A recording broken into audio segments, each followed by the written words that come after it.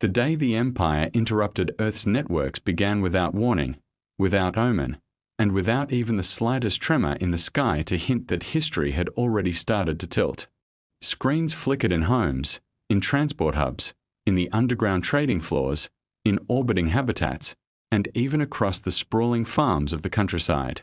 Every device that could project an image suddenly froze, glitched, and then snapped violently into the same feed, as if a single invisible hand had seized all of Earth's attention in a single crushing grip. No one understood at first. The symbols stamped across the top of the broadcast were alien, a rigid sequence of harsh, star-like sigils arranged in an order that Earth's translation nets had not seen displayed with such arrogance before. The sight made heart sink. It reminded the world of whispers. The whispers of an empire that, for all its laws and treaties and proclamations of unity, always believed itself above consequence. The projection sharpened. A stone courtyard materialized, carved into a cliff overlooking a pale red sea. The architecture was unmistakable. Vathos, a mid-tier world under the firm fist of the Galactic Empire. A place known not for diplomacy, but for discipline. The camera pulled back slightly, revealing an assembly of armored guards, their insectoid frames rigid and expressionless, and in front of them, 3 figures in chains. 3 human women. The world went still. Somewhere in the background of the feed, alien voices chanted in rhythmic, ceremonial tones. But no one on Earth heard them, because the moment those 3 women appeared, everything else became distant. Their appearance did not carry the fragility the Empire clearly intended to broadcast. They were blooded, bruised, exhausted, but standing tall. The oldest stared forward with a defiance that cracked through the lens. The middle sister forced her chin up each time it fell. The youngest clenched her jaw so fiercely that blood trickled between her teeth from where she'd bitten her own tongue. Then the translation overlay updated. A synthetic voice spoke over the original alien speech, cold and merciless, for acts of rebellion, for violation of Imperial Order 49, and for the offense of raising hand or voice against an overseer. These subjects are condemned to public termination. The Galactic Senate decrees the execution of the human criminals to serve as demonstration and deterrent. It was the word execution that tore something open in every human watching. Families cried out. Veterans froze with muscles tightening. Leaders went white with shock. And in the silence that followed, millions of people felt the same instinct burrow deep into their bones, an instinct older than war and more primal than fear. Do something. But there was no doing. Not yet. All they could do was watch. The guards dragged the women beneath 3 stone arches, each fitted with a metallic noose, technology laced through it to constrict instantly, to kill without even the mercy of gravity. The oldest of the women was forced onto a platform and shackled in place. She did not struggle. She only stared straight ahead, and for a moment, the camera cut close enough that the entire planet could see the truth in her eyes. She was not afraid of death. She was afraid of leaving something unfinished. As the Empire's High Marshal stepped forward, armored in obsidian plating, Earth's translation systems began to pick apart his ceremonial words.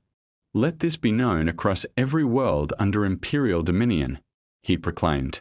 "Let humans understand their place. They are permitted breath. Nothing more." He raised a gauntleted hand, the noose tightened slightly, a test pulse. The oldest woman's body stiffened, but she didn't look away. The middle sister spat blood on the marshal's boots. The youngest whispered something to her siblings, a faint, shaky, "Hold on." Then the feed glitched again, not from interruption this time, but from the overwhelming pressure of humanity's collective rage. Social channels erupted. Streams flooded. Hacker collectives surged online like a swarm waking from hibernation. Armies mobilized without needing orders. Civilians who had never held a weapon in their lives clenched fists so tightly their nails broke skin. The world was no longer a quiet blue planet on the edge of the spiral. It was a storm, and somewhere deep underground, beneath layers of shielding and surveillance countermeasures, an emergency meeting was called, not by politicians, not by diplomats, but by those who understood what the Empire truly was. When the woman walked into the room, the tension changed shape. No one said her name aloud. No one needed to. The people who worked with her did not describe her as anything other than what she had become, the last person any sane enemy would provoke. Records never mention her rank, her missions, her scars. Only her reputation. Some called her the Ghost. Others called her the Reaper.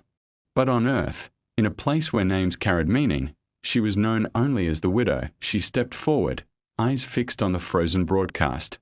The image of the 3 captured women reflected across her face.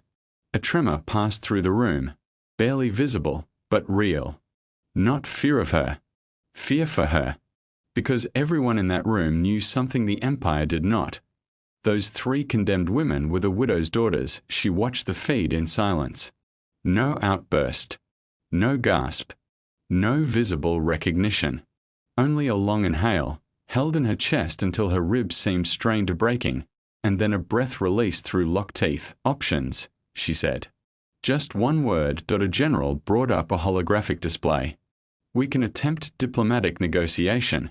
No, the general swallowed. We can prepare a revocation petition to. No, then, retaliation. Her gaze did not lift from the image of the rope coiled around her eldest daughter's neck. We do not retaliate. The room fell quiet. We end it. Someone dared to whisper, all of it. All of it. Silence thickened.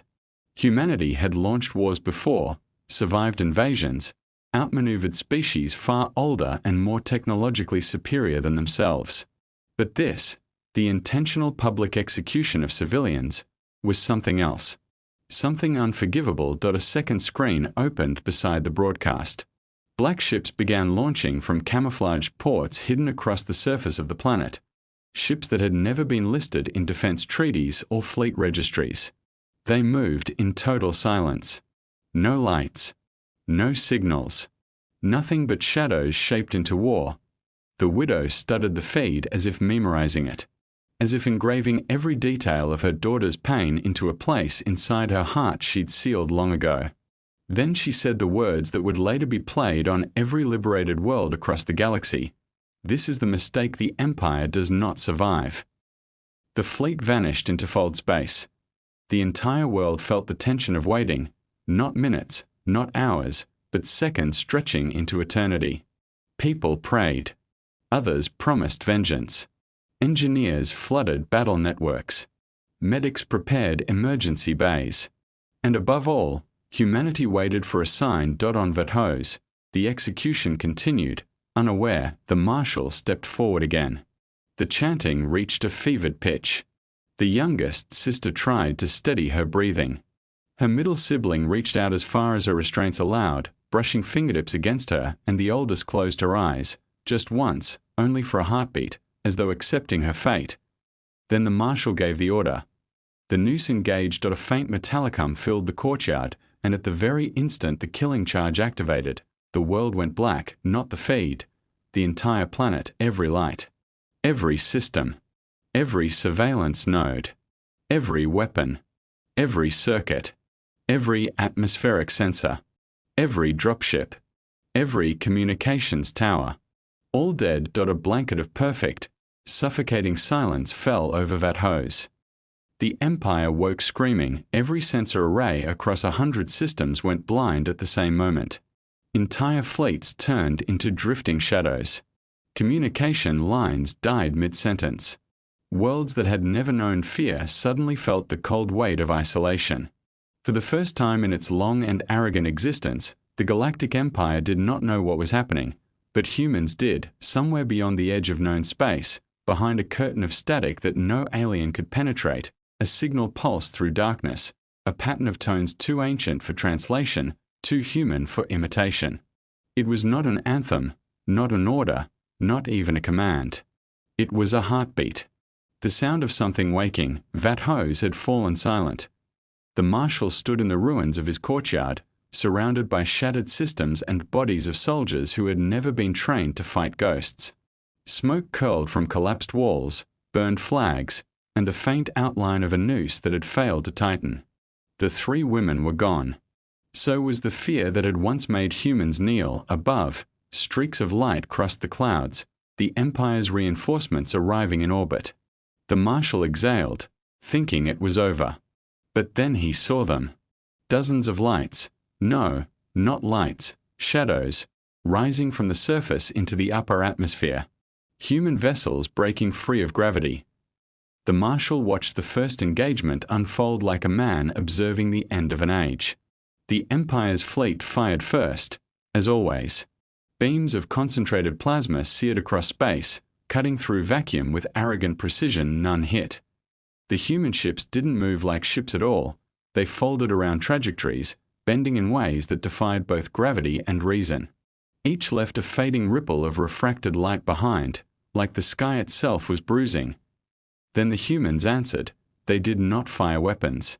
They released something small, too small for the Empire to classify before it was too late.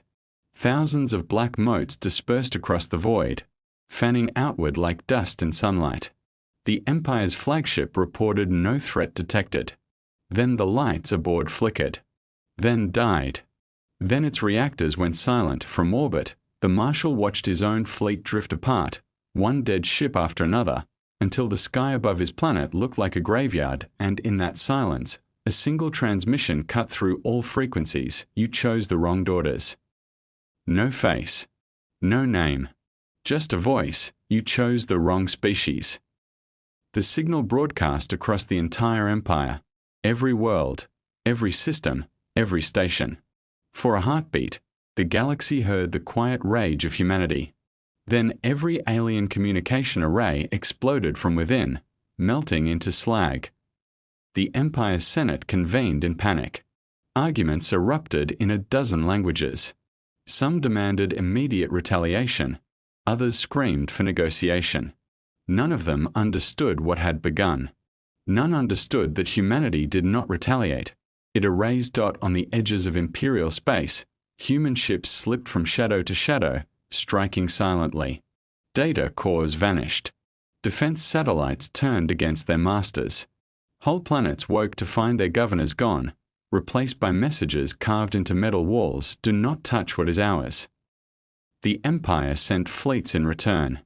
It was their nature to answer insult with dominance. 1,000 ships jumped toward Earth, confident in their numbers and history of conquest. They found a planet ready. The first fleet entered orbit. Earth skies, normally blue and open, turned black as the planet's defense layer activated. Hundreds of objects unfolded from their hiding places: orbital mirrors, kinetic slings, rail networks disguised as weather satellites. The Empire fired. The atmosphere lit up. The response came less than a second later. Gravitational lances arced from orbit, invisible but unstoppable. Each shot did not merely strike. It folded space for a fraction of a heartbeat, turning metal to vapor and energy to noise. Imperial ships vanished without explosions, just erased, as if history itself refused to remember them. The few survivors tried to retreat, but the void around them warped, trapping them in the folds. What little remained of their fleet burned away under the blue fire of Earth's wrath. Back on the surface, humanity watched in silence. There was no cheering, only grim understanding. What the Empire had done could not be undone, but it could be answered. Phase 2 began before the debris cooled. The Widow's plan was already in motion. Across hidden bases and off-world colonies, she'd built what the Empire believed impossible: autonomous war forms, grown and trained in silence. Machines designed to think like soldiers and die like humans. They called themselves the Silent Choir. They did not speak. They communicated through vibration pulses no alien sensor could decode. Within 48 hours, 38 Imperial worlds went dark. Empire broadcasts reported mechanical infestations. But the truth was simpler. The Silent Choir moved planet to planet, dismantling every tool of subjugation. They never targeted civilians, only soldiers, governors, slaveholders, executioners. And when they left, they carved the same sentence in whatever stone or steel remained standing: "We are awake now." In the imperial capital, panic spread through streets once thought untouchable. The Senate's great spire, where laws of domination had been written for millennia, flickered with red emergency light. The Emperor's advisors spoke of evacuation. Others whispered about surrender. A message arrived. An O transmission signature. No source. Only words, surrender, and you may live to see the dawn. Resist, and your stars will forget your name. The Emperor laughed. He sent 10,000 ships to meet humanity at the border, and humanity came. The sky above the capital turned black as the first human fleet unfolded from the void. No banners. No signals. No demands. Just the quiet, patient inevitability of judgment. Imperial soldiers stared at the shapes appearing overhead, sharp-edged, angular, wrapped in armor that absorbed light. The largest ship dwarfed the capital's orbital ring. It bore no insignia, but across its hull, alien sensors detected faint scratches, names carved by hand. Human names. The fleet did not open fire. They simply waited. The Emperor, desperate, ordered an attack. Thousands of energy beams converged on the lead ship. The space around it shimmered, rippled, and swallowed the light whole. When the distortion faded, the Imperial fleet was gone. Not destroyed. Gone. The next instant, a voice filled every mind on the planet. Not through transmission, but through vibration of the air itself. You cannot kill what you do not understand. It was the widow's voice. She had come herself. On the ground, panic. In the sky, terror. Across the galaxy, every surviving species went silent, listening to the unfolding legend. For the first time, the word human meant something new. The assault began without a shot fired. The capital's defense grid turned inward, reprogrammed mid-battle by human code that slipped through firewalls like smoke through glass. The Emperor's palace shields fell. Drones black as ash descended, silent and exact. Every structure tied to the machinery of oppression was marked and erased. The three women, rescued from Vathos, walked among the first wave. Their wounds had healed, but not their fury. The youngest carried the scars of the noose that had failed to tighten. The middle carried the limp of the chain that had cut her leg. The eldest carried silence, and behind that silence, the same look her mother wore when she had said, "End it." They led the final march toward the Senate spire, flanked by soldiers who followed without orders. The Empire's last guards opened fire. The humans advanced through smoke and debris, unbroken. Plasma bolts hissed through the air and dissolved before touching them. Kinetic rounds bent mid-flight, guided away by invisible shields. For the aliens defending their empire, it was not a battle. It was a reckoning. At the base of the spire, the High Marshal stood waiting, the same one who had ordered their deaths. He dropped his blade as they approached. His armor was cracked, his hands trembling. The eldest sister stopped 3 steps from him. He tried to speak, but no sound came. Fear had robbed even his language. The eldest looked to her sisters, then to the soldiers behind her. He's not worth the bullet. The middle sister raised her weapon anyway. The youngest laid a hand on her arm. No. He will see what comes. The marshal fell to his knees, not out of mercy but out of despair. Behind him, the spire burned. Hours later, the Emperor was found, not on a throne, but in a panic chamber far beneath the palace, trying to escape through maintenance tunnels. He was dragged before the 3 sisters and their mother. The widow regarded him with calm that could have frozen suns. "You built an empire on fear," she said quietly. "You thought fear made you strong." He tried to speak, perhaps to beg. "You were wrong." And with that, she turned and walked away. No one saw who delivered the final shot. No one needed to be why the next dawn. The empire had ceased to exist. Humanity did not celebrate. Instead, they began rebuilding. They freed the enslaved, dismantled the systems that had crushed billions, and left every liberated world with the same words, broadcast on the open channels the empire once used to boast of its power. "We do not conquer. We end tyranny. And we do not forget." Weeks passed. Across the galaxy, whispers replaced fear. Some species called the humans monsters. Others called them saviors. But all agreed on one thing. Never again would anyone try to harm one of them. On Vathos, where it had all begun, the gallows courtyard still stood, scorched but untouched. The youngest sister returned there months later, walking among the ruins. She stared up at the broken arches, at the remnants of the ropes, at the ghosts of that day. The sun burned red across the sea. Her mother's voice reached her over the comm. "We can dismantle it." "No," the daughter said softly. "Let it stand. Let them remember what it cost." Silence followed, the kind that held more meaning than words. The three sisters later became commanders in the new Galactic Accord, the fragile peace born from the Empire's ashes. They trained not humans but every species that had once been enslaved, teaching them how to defend themselves, how to never again bow to power disguised as order. The youngest led reconstruction. The middle oversaw defense. The eldest, whose calm had anchored them all, became the Accord's first representative to the stars. As for the widow, she vanished. Some said she returned to Earth. Others claimed she walked into the void between stars, searching for whatever threats might rise next. The truth didn't matter. The myth did.